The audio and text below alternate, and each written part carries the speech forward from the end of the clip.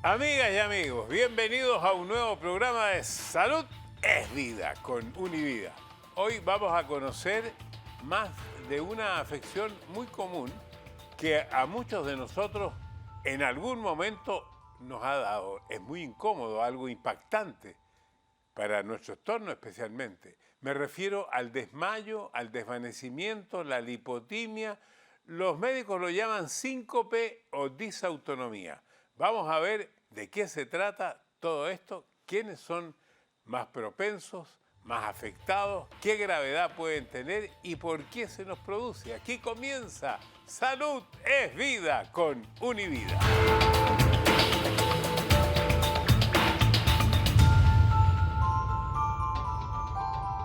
En primer lugar, quiero darle la bienvenida, como siempre, al doctor médico del Hospital Jackson Memorial y de los centros Univida, don Orlando Rodríguez. Muchas gracias, doctor. Muchas gracias. Y vamos a hablar de este tema de los síncopes, porque la gente además lo ha visto en televisión. Grandes figuras de la política estaban en lo mejor en un discurso y de repente, ¡pum!, le viene un síncope, como pasó con la primera ministra de Alemania en algún momento. Hablé de desmayo, hablé al principio de síncope, de disautonomía, desvanecimiento. ¿Todo eso es lo mismo? ¿Son cosas distintas? Sí, Mario, todos estos términos se refieren a la pérdida del conocimiento. ¿Y qué es exactamente, doctor, un síncope? Bueno, Mario, la pérdida del conocimiento súbito, ¿verdad? Y la pérdida del control muscular, es decir, la postura que uno tiene, entonces uno pierde el conocimiento. Eso es la definición de un síncope. ¿Y por qué se va a producir ese síncope? Bueno, la mayoría de las veces el síncope se produce a raíz de una poca perfusión al cerebro, es decir, poca sangre que llega al cerebro. ¿Por qué? Porque ha habido un bajón en la presión arterial y por ende, pues hay poca sangre que está llegando al cerebro. ¿Y normalmente un síncope cuánto dura? Bueno, el síncope tiende a ser un episodio breve, de verdad, que dura aproximadamente de segundos a 1 minuto, 2 minutos. Sin embargo, los síntomas después que el paciente recobra la posición, su tono muscular y su conciencia, todavía se siente un poquitico como perturbado y entonces la recuperación puede durar un poquitico más largo, 10, 15, 20 minutos. Ahora, ¿cómo diferenciar, por ejemplo, un síncope de un vértigo, de una ansiedad, de un mareo? Bueno, extremadamente importante, ¿verdad? Por definición, el mareo es una condición completamente diferente. El mareo es cuando nos sentimos los síntomas como si nos fuéramos a desmayar, como si fuéramos a perder el conocimiento. Sin embargo, no llega allí. La ansiedad es un síntoma similar. Nos sentimos como que estamos muy débiles, como que si nos sentimos fatigados, como si no tenemos un equilibrio. Sin embargo, el síncope como tal, la persona pierde el conocimiento. Yo por mi cuenta al principio le agregué la palabra lipotimia. ¿Es parte de lo mismo? Claro, y la lipotimia es una palabra, un término que significa básicamente lo mismo. Sin embargo, existe una serie de médicos, de doctores que dicen que la lipotimia pues no lleva, son los síntomas que son similares al de síncope, sin embargo, no lleva esa pérdida de conocimiento. Es decir, el paciente se siente fatigado, mareado, etcétera, pero nunca va a perder el conocimiento. ¿Y cuáles son las causas más frecuentes, si las hay, las que pueden ocasionar un síncope? Existen una serie de causas, Mario, que pudiesen ocasionar este síncope y la mayoría de estas causas son causas completamente benignas, ¿verdad? Existen causas que son cardíacas, por ejemplo, existen arritmias del corazón, existen problemas en las válvulas del corazón, existen causas que pueden ser cerebrales, como por ejemplo en las convulsiones, existe el TIA o los ataques isquémicos transitorios o una isquemia cerebral y causas tan simples como por ejemplo emociones grandes, el miedo a cuando a uno le sacan sangre, ¿verdad? ¿Hay gente que se desmaya? Claro que sí, y hay gente que se desmaya también con cosas tan simples como por ejemplo la micción, el orinar o cuando la persona va a defecar, es decir, hay una serie de elementos que pueden contribuir a que una persona tenga un síncope. ¿Las enfermedades neurológicas, doctor, pueden ocasionar un síncope? Claro que sí, Mario. Las enfermedades neurológicas son una de las causas principales de síncope, ¿verdad? Como es el caso de la epilepsia, como es el caso de las convulsiones y como es el caso de los ataques cerebrovasculares y las isquemias transitorias. Por lo que entiendo, la mayoría, no todos, pero la mayoría de los síncopes pareciera que tienen una enfermedad asociada. Bueno, para ser sincero, la mayoría de los síncopes no deberían de tener una enfermedad asociada. La mayoría de los síncopes son causas completamente benignas. Ya sí existe los síncopes, el 33% de los síncopes, nosotros no sabemos cuál es la causa. Es un síncope que es idiopático, como lo describimos nosotros, un término para justificar la ignorancia de dónde vino ese síncope. Yo, por ejemplo, he escuchado una persona que tuvo que toser mucho, tuvo un ataque de tos y le vino un síncope. Y eso es real, porque cuando uno tose y tose con ese ataque, como usted lo llama, pues entonces le toma mucho tiempo a la persona poder respirar y entonces le falta oxigenación al cerebro, la perfusión es menos y entonces conlleva a un bajón en la presión y la persona pierde el conocimiento. Ahora estoy recordando un ejercicio intenso, especialmente los deportistas de élite que hacen un gran esfuerzo,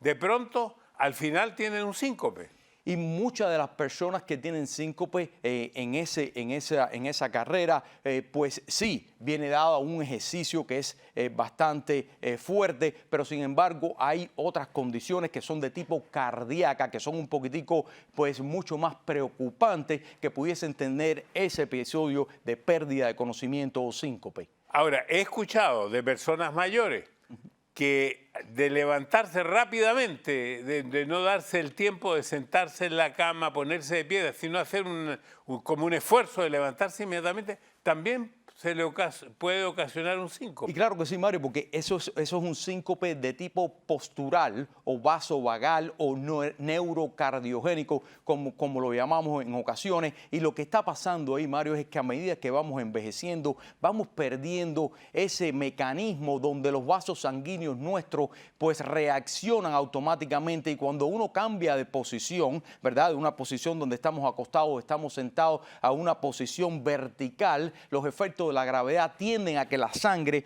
pues vaya hacia las piernas, pero en una persona normal esa sangre regresa nuevamente al cerebro en cuestiones de milisegundos porque tenemos un mecanismo que aprieta los vasos sanguíneos y eso hace que la sangre lleve al cerebro. Sin embargo, en las personas mayores ese mecanismo está defectuoso porque lo vamos perdiendo y la sangre no llega a tiempo al cerebro y por ende la persona se desmaya adoptando una posición horizontal donde los efectos de la gravedad en cada punto del cuerpo es el mismo y la sangre fácilmente regresa al cerebro y la persona en cuestión de segundos o minutos recobra el conocimiento. Entonces, mire, doctor, yo creo que usted ha explicado muchas razones por las cuales se pueda tener un síncope. Nosotros en nuestra vida diaria nos hemos encontrado o nosotros mismos o alguien que está cerca nuestro que vemos que tiene un síncope y lo importante sería saber cómo reaccionar, qué hacer en ese momento y eso se lo voy a preguntar después de estos mensajes.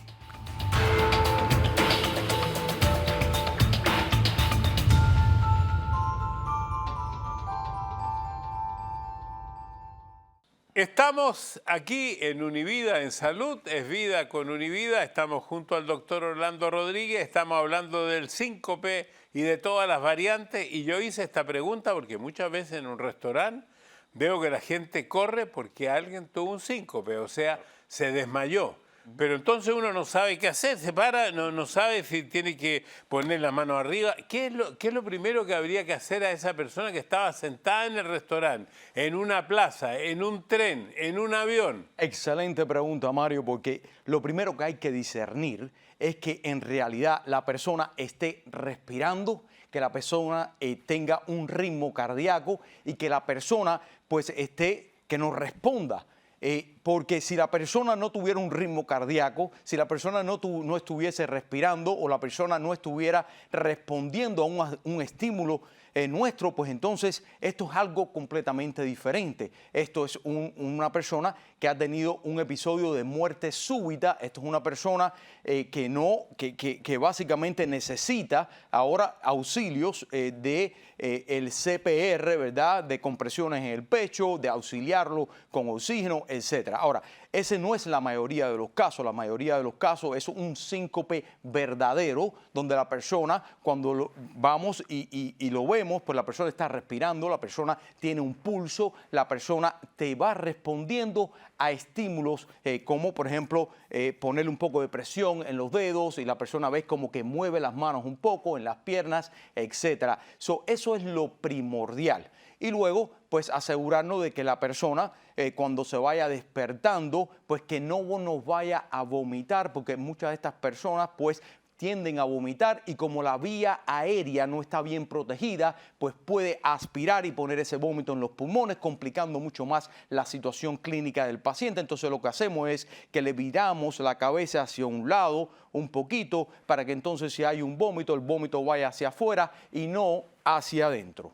Ya, o sea, y esto de decir que hay que aflojarle el cinturón, abrirle el cuello de la camisa, ponerlo más cómodo con ropa así como más liviana. Y claro que sí, porque muchas veces cuando tenemos el cuello bien apretado, cuando tenemos una corbata, toda esa serie de cosas, pues no ayudan mucho al flujo de sangre a que regrese a la parte del cerebro. También le levantamos las piernas a veces cuando es un síncope para ayudar a ese flujo de nuevo que regrese al cerebro mucho más rápido. Cuando una persona ya ha tenido más de un síncope, o sea, ¿cuándo hay que ir al médico? ¿Cuándo uno debe ir al doctor y decir, mire, me ha pasado esto 2 o 3 veces o me pasó ayer? Bueno, Mario, yo creo que nosotros cada vez que una persona tenga un síncope, desde la primera vez debería de ir al médico para que el médico sea el que discierna si el síncope es una cosa benigna o si hay que hacer otra serie de investigaciones. Porque, por ejemplo,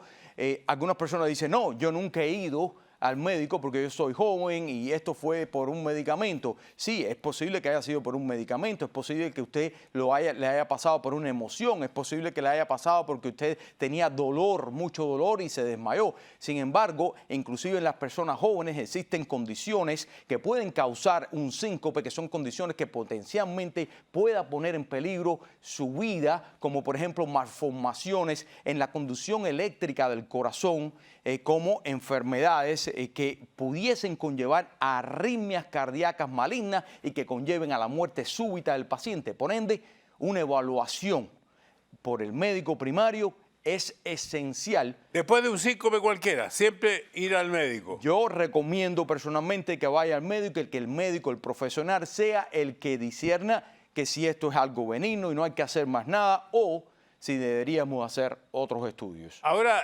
doctor, yo sé que al principio yo además puse la palabra disautonomía y aquí, incluso detrás mío, dice síncope, desmaye, disautonomía. ¿Y por qué le hago esta pregunta? Porque casi siempre tengo un familiar o algo me ha pasado relacionado con la disautonomía. Y le quiero hacer una pregunta.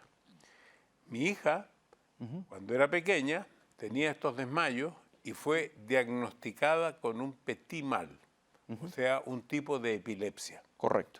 Ahora de adulta, ya cercana a los 50 años, madre de 5 hijos y abuela, los médicos le han dicho que ella no tuvo epilepsia, a pesar de que tomó incluso remedios para la epilepsia, sino lo que ella tiene es disautonomía.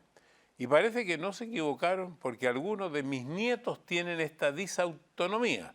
Yo quisiera explicar un poco la diferencia entre el síncope y la disautonomía. Bueno, que lo que pasa, Mario, es que el síncope es la palabra, el término general bajo el cual caen todos los tipos de pérdida de conocimiento y disautonomía es uno de esos tipos de pérdida de conocimiento. ¿Qué es lo que pasa? En la disautonomía es un mecanismo completamente diferente a los otros tipos de síncope. Esto es un problema con el sistema nervioso autonómico o autónomo de nuestro cuerpo que lidia, que es el que nos regula la presión arterial, el que nos regula el ritmo cardíaco, el que nos regula la respiración en nuestro cuerpo. Que lo que pasa que en este tipo de personas existen dos tipos de disautonomía. Una disautonomía que es primaria y una disautonomía que es secundaria. Secundaria refiriéndose a que existe una causa, existe una enfermedad de base, como por ejemplo las enfermedades neurológicas como el Guillain-Barré, la enfermedad de Parkinson, la cual hemos explicado anteriormente. ¿Y también la epilepsia? Y bueno, la epilepsia es completamente aparte de la disautonomía, sin embargo, no son exclusivos. Es decir, hay personas que pudiesen tener una epilepsia que también puedan tener una disautonomía, lo que es muy difícil de discernir, especialmente porque muchos de los pacientes que tienen una epilepsia, puede que el electroencefalograma, que es el examen por predilección para diagnosticar la epilepsia, en muchos de estos pacientes con epilepsia es negativo, no te dice que tiene la persona epilepsia, sin embargo sí la tiene. Entonces, cuando la persona se desmaya, uno le resulta muy difícil decir si esto es un síncope por una epilepsia o esto es un síncope porque la persona tiene una disautonomía. ¿Cómo lo hacemos nosotros? Nosotros los médicos le ponemos a la persona en una mesa, en inglés se llama tilt table, una mesa que va tomando diferentes ángulos para poder exacerbar los síntomas del paciente, y durante ese examen medimos la respiración, medimos la presión arterial y medimos también el pulso del paciente. Y así es como nosotros podemos decir si una persona sufre de disautonomía o no. Quiero preguntarle si esta enfermedad es hereditaria y lo vamos a ver después de estos mensajes.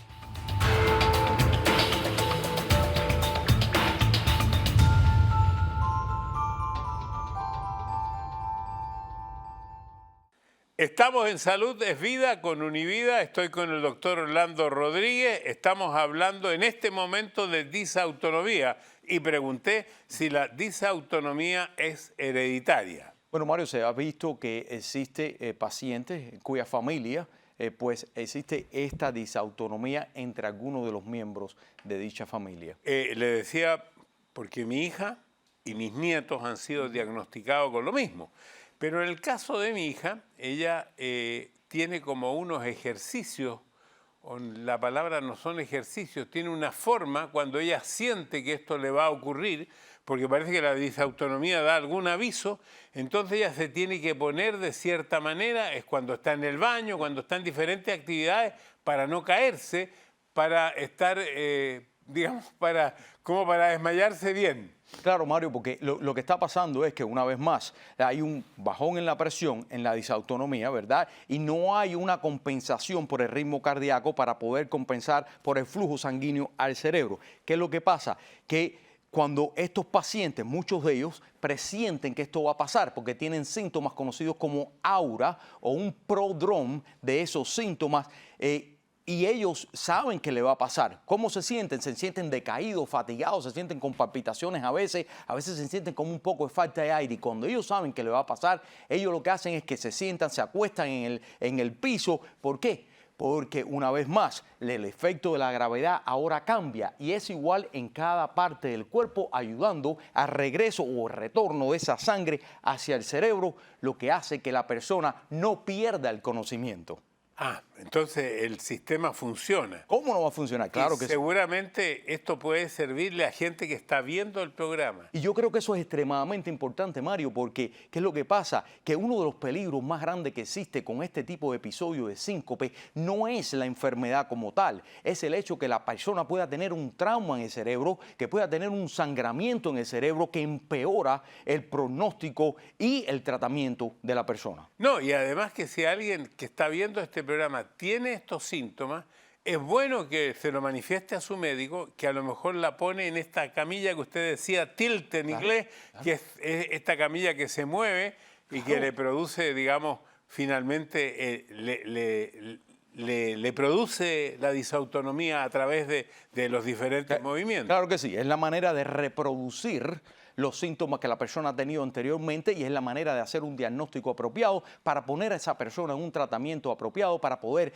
disminuir la frecuencia de estos episodios. Ahora, alcoholismo, diabetes, que son cosas distintas, ¿pueden también promover estas disautonomías? Oh, claro que sí, Mario, especialmente el alcoholismo. El alcoholismo es uno de estos hábitos maliciosos, los cuales no solamente tiene sus efectos dañinos en el hígado, también tiene sus efectos dañinos en el sistema nervioso central, en el sistema neurológico autonómico. Claro, porque cambia ¿verdad? Esa respuesta de nuestro sistema autonómico y hace que las personas pues tengan desbalance en la presión y en el ritmo cardíaco y que pueda ocurrir los síncopes. ¿Y la diabetes? ¿Por qué la diabetes está metida en esto? Claro, porque la diabetes es una de esas enfermedades que son sistémicas, ¿verdad? Que afecta a todas las partes de nuestro cuerpo y el sistema nervioso central y el sistema autonómico nervioso no son la excepción a la regla. Entonces hacen cambio en los receptores, ¿verdad? A nivel de piernas, a nivel central, ¿verdad? De los receptores nerviosos, lo que hace que los vasos sanguíneos pues no se contraigan cuando deben contraerse bien, no se relajen cuando se deben relajar bien y entonces causa esa disautonomía en las personas. Y aparte de este tratamiento, de estas formas de enfrentarlo, ¿hay algún otro tipo de tratamientos para esta enfermedad? ¿Algunos tratamientos médicos? Sí, y depende de la causa del síncope, ¿verdad? Partimos de cuál es la causa, qué es lo que propicia estos episodios de síncope. Y una vez que sepamos la causa, pues entonces ponemos un tratamiento. Claro está, el síncope más común, las cosas más comunes que son de cambios de posición, la disautonomía, etcétera. Eso se trata con mantener al paciente hidratado, por ejemplo, evitar que el paciente esté periodos largos en ayunas, que coma algo, ¿verdad? Que no se exponga a esas cosas que lo hacen sentir mal y que le dan esa aura, ¿verdad? Esos síntomas antes de que esto le suceda. Esas son cositas que podemos hacer y forman parte del tratamiento del síncope. Tengo una duda, doctor. Este síntoma de la disautonomía ¿es algo que se ha descubierto hace poco en la medicina? No, Mario, eso es un síndrome que nosotros lo conocemos hace mucho tiempo, desde que se describió como tal el sistema autonómico nervioso, ¿verdad? Que es el sistema simpático y el parasimpático, donde existe una serie de descargas nerviosas, ¿verdad? Como la adrenalina, etcétera, que son los encargados, ¿verdad? De la regulación de la presión, de la regulación del ritmo cardíaco y todo eso. Eso no es nada relativamente nuevo. Voy a hacer entonces un poco un resumen. Lo primero importante, cuando una persona ha tenido un síncope, es bueno que vaya al médico y descubran por qué lo tuvo. Definitivamente. Si es que tiene estos mareos, esta situación de inestabilidad continua, también debiera consultar al médico porque es posible que tenga esta disautonomía y la única manera de saberlo, por lo que entendí, es que la pongan en esta camilla que se llama tilt en inglés, que debe decir movimiento, para ver si se le produce este mal, ¿no? Correcto, sí, podemos reproducir esos síntomas. Correcto. Esos síntomas. ¿Hay algo más agregado importante que no hemos dicho con respecto a los síncopes? Bueno, Mario, yo creo que lo hemos cubierto en su totalidad de una manera bastante general, pero de una manera bastante completa. Yo creo que es extremadamente importante para todos aquellos que escuchan nuestro programa. Una vez más, nosotros hacemos esto de una manera informativa, de una manera educativa para todos ustedes. Y una de las cosas importantes es que no crea usted que porque tuvo un síncope, una pérdida del conocimiento, que esto es algo leve. En realidad, la mayoría de los casos, sí es algo benigno, que no va a tener ningún tipo de consecuencia, pero existe en algunas ocasiones problemas que son potencialmente bastante peligrosos para su vida, y entonces usted lo que debería de hacer es siempre buscar la recomendación, la evaluación de un profesional de la salud y no automedicarse, no autodiagnosticarse. Y hay algo importante que no pregunté y que yo creo que es fundamental.